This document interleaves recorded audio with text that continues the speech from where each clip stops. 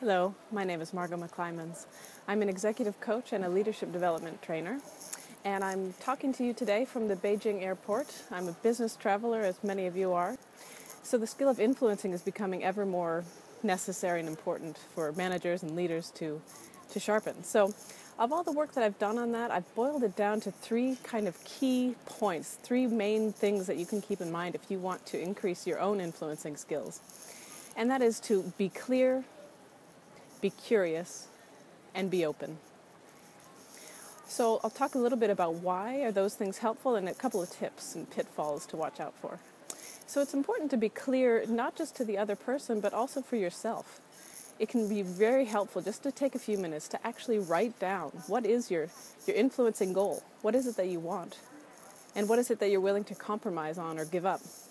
And that can be very useful when you get into that moment where it's a heated debate, might be a sticky situation, and if you know clearly for yourself what you want, you can take a deep breath and remain grounded.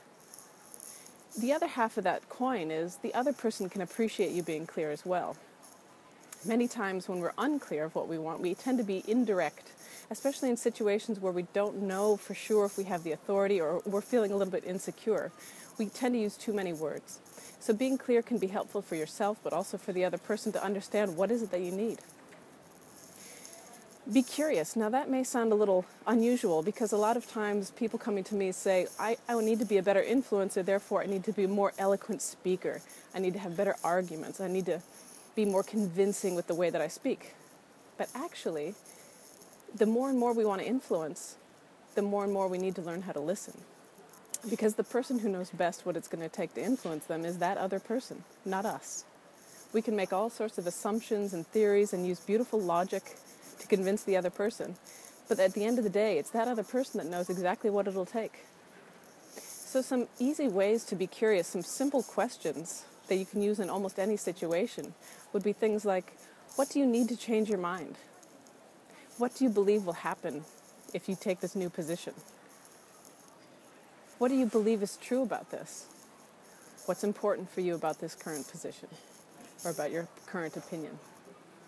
So some simple open questions can help you understand that person's needs, their beliefs, and their values, which will help you then understand what is it going to take for you to be able to influence them. But it's not just about your influencing goal. The last point I mentioned is be open. And the reason why is it's very contagious, our standpoint. So the more that we are flexible and willing to actually genuinely consider the other person's point of view, the more likely it is that that other person will be able to genuinely consider ours.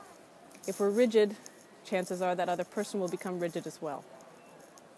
So as much as we can be open to understand that if, in fact, at the end of the day, that other person's point of view or that other person's situation is as valid and worthy enough for us to change our mind, we should be open to do so.